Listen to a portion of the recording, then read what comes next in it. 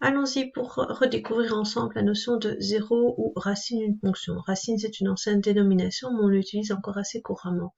La nouvelle, c'est zéro, donc je vais passer de l'une à l'autre assez facilement, donc soyez toujours vigilants. Vous entendez racine, c'est zéro, vous entendez zéro, c'est racine. Bien sûr, vous ne pouvez utiliser qu'une seule des deux. Alors, en quoi consiste un zéro ou une racine? Un réel que je vais noter xi est 0 ou racine d'une fonction f si et seulement si son image est égale à son image par la fonction f est égale à 0. Que cela veut-il dire? Eh bien, prenons un réel xi, racine de f.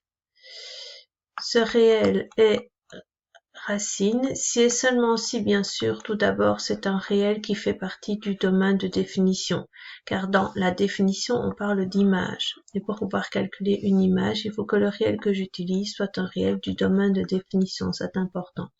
Et si je calcule cette image, eh bien, je vais obtenir 0. Et voilà. Alors, cette définition sera appliquée telle quelle dans la recherche algébrique, mais nous, on va juste s'intéresser dans cette vidéo à la recherche graphique. Comment fait-on pour rechercher les zéros d'une fonction à partir d'un graphique? Eh bien, lorsque j'associe le réel xi et son image dans un repère, je forme un couple de nombres qui est en fait un point.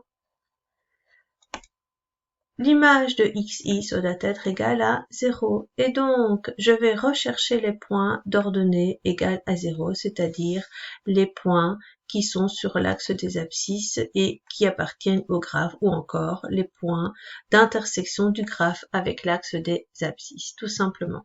Et donc, je vais prendre, voici un exemple, je prends un graphe, je viens repérer les points d'intersection du graphe avec l'axe des abscisses, et puis je viens lire l'abscisse de ces points. Attention, les zéros sont les abscisses des points d'intersection du graphe avec l'axe des abscisses. Et donc voilà, il ne me reste plus qu'à appliquer. Allons-y pour un exemple. L'exemple 24, référencé 24 dans votre cours. Alors, c'est parti, hein. Je viens repérer les points d'intersection du graphe avec l'axe des abscisses.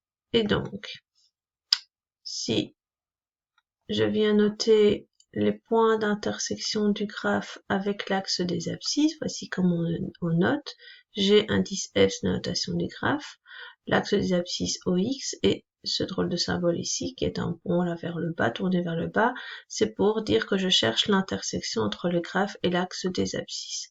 Alors, le graphe, c'est un ensemble de couples de nombres qui sont des points, et OX est aussi un ensemble de points, et donc l'intersection entre deux ensembles donne un ensemble. Le premier point que je lis, c'est le point de coordonnées -1, 0. Le deuxième point d'intersection, approximativement, je lis 0,5 et 0 forcément comme ordonnée. Et le dernier, nous avons 2, je pense, hein, comme abscisse, 0 comme ordonnée. Et donc, cela veut dire que une première racine que j'identifie, c'est -1, ou une deuxième racine, c'est 0,5, ou la troisième, c'est 2.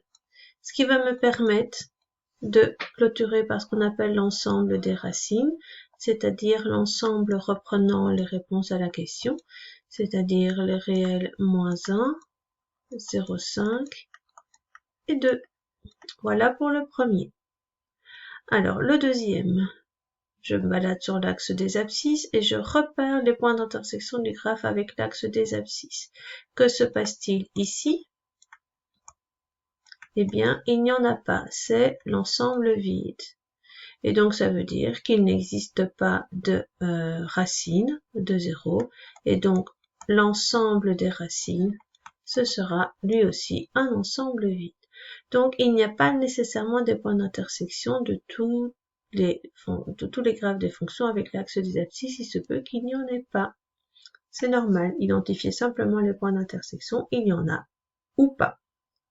Et voilà pour les zéros.